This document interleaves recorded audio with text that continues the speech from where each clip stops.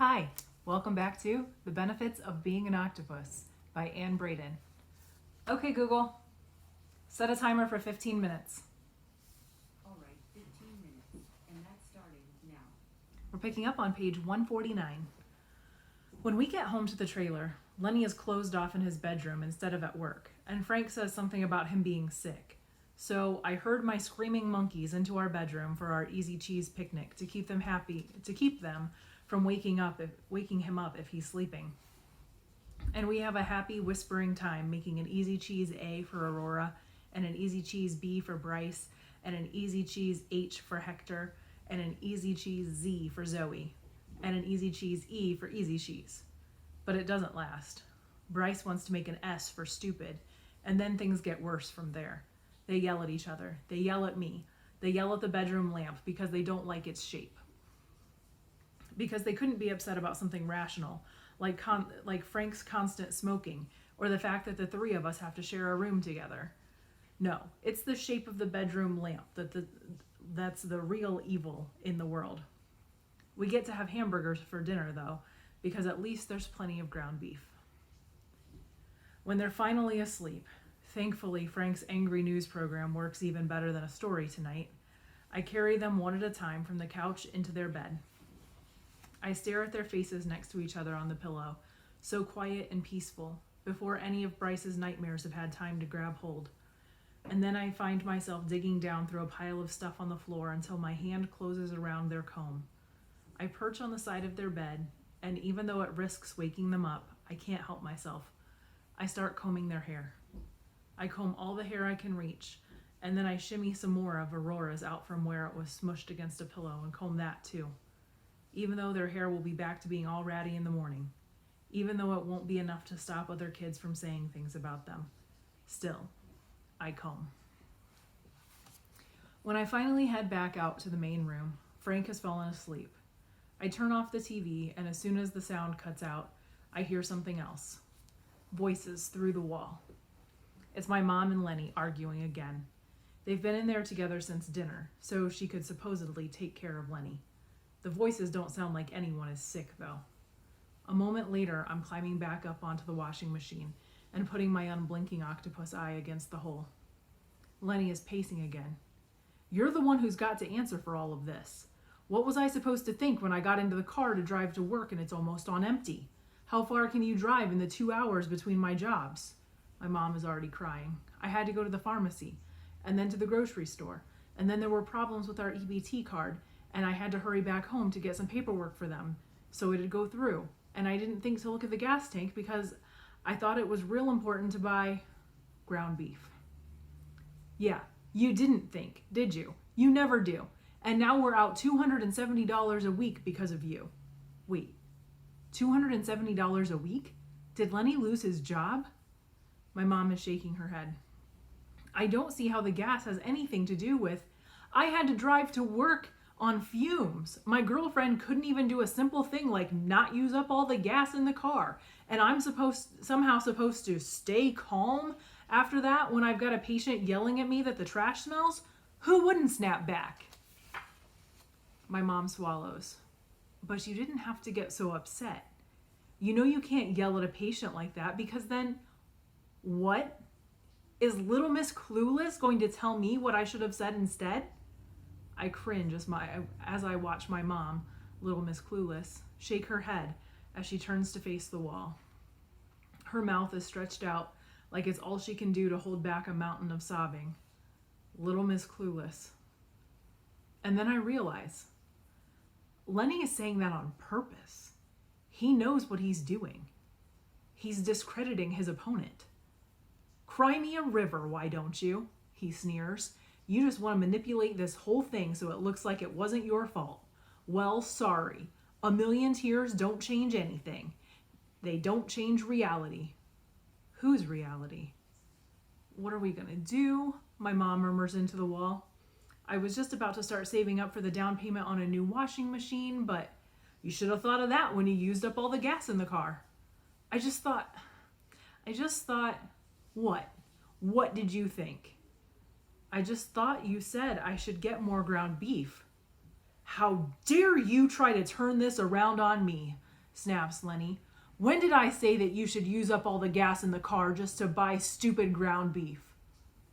My mom turns away from the wall to look at Lenny, like maybe he's kidding. Like maybe she's not going crazy. She opens her mouth, but then she closes it again. Because what's the point? She's Little Miss Clueless.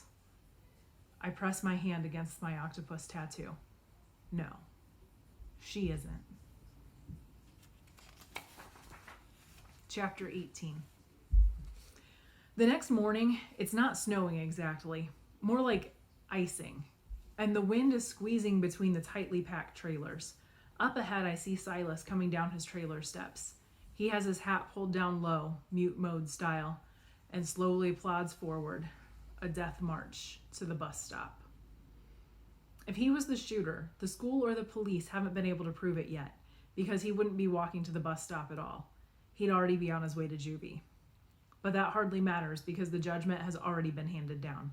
Most of the 7th grade has already decided that he's so different from them that they can imagine him trying to kill someone.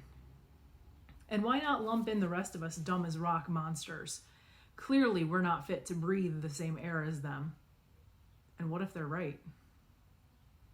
After school, Matt and Lydia are already in their seats when I get to the library.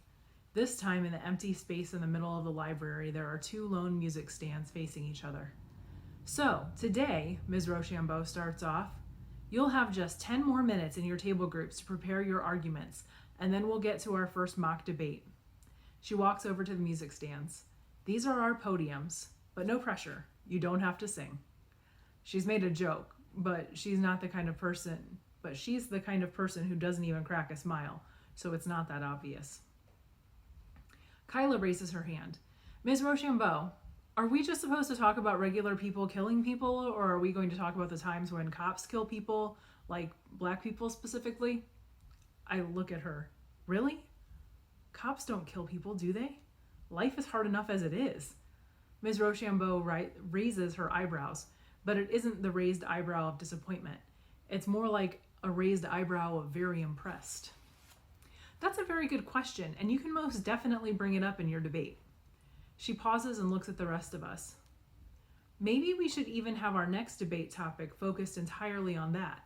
There are plenty of examples to discuss. So wait, that's true? Cops have really killed black people? How can that be a thing? A thing that has plenty of examples. Okay, Ms. Rochambeau is saying, I'm going to tell you who our first debate participants will be, but I'm not going to tell you which side they'll be presenting yet. Lucas? Over at the 8th grade boys' table, one of them leaps out of his chair with a yes and does a little dance like he just scored a touchdown. And Ms. Rochambeau eyes our table. Zoe. Lydia glares up at Ms. Rochambeau. Seriously? She mutters under her breath. Matt crosses his arms. Oh, that is not fair. He turns to me. I mean, no offense. I don't say anything. Mostly, I'm trying to melt into the floor. Well, at least it'll be easy for you if you get assigned the pro-gun side, right? Lydia says with a smirk. Here, I copied down a bunch of ridiculous talking points from the NRA website last night at home. You can copy them into your notebook, unless you already have them memorized. She shoves her notebook toward me. And the page before is the reasons why guns are evil. I'd copy those points down too, just so you're ready. And so you can try to fit them into your brain, she adds under her breath. I force myself to take her notebook and skim the bullet points she's written out. The only thing that stops a bad guy with a gun is a good guy with a gun. Protection against a tyrannical government. All lines that I can hear Frank saying word for word. I try to keep reading, but I can't. It's not just having to stand up and talk in front of people. It's having to say words that people are already sure you believe when you're not sure at all. Because since when does life, liberty, and the pursuit of happiness mean prepare yourself for a shootout? I flip to the page before it, to what Matt and Lydia both think evil killing machines. I don't think that either. Is a fishing rod evil because it catches someone's dinner? No, it's a tool, just the way a gun is, just the way a chainsaw is. Just don't give it to the wrong person. I keep reading what it says. Why would any moral person need a gun when it's clear that too many people are dying? I think about the faces of the kids on that website Lydia pulled up and close my eyes. I don't want anyone to die. Maybe I should just believe what they say about guns, believe what they say about Silas, believe what they say about me. I wanted to be like Matt and Lydia, with their notes and their laptops and their smug little faces, all so confident that they're right, all looking down on me. Little Miss Clueless. No. The word comes from deep inside me. I touch my octopus tattoo. I refuse to get put in a box. I refuse to stay trapped. I am an octopus. I stand up from my chair, and Lydia looks up at me with a start. But when I grab my jacket and backpack, she sure doesn't stop me, and I walk out. Zoe? Ms. Rochambeau calls after me, but I don't stop. And when I get out the door and around the corner, I run. I run down the hall and out the double doors by the office. I don't stop running until I've reached the far side of the parking lot. I drop my jacket and backpack down onto the snow. Where am I even going? I glance back at the door. No one has followed me out. Was that standing up for myself or just running away? The wind whips around me. This is where I need Ms. Rochambeau to drive me across town. But the only thing I know for sure is there's no way I'm crawling back, groveling, to ask for a measly ride.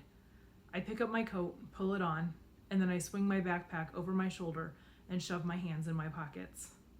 I'll walk. I get home with 20 minutes to spare, but my feet feel like toeless blocks of ice.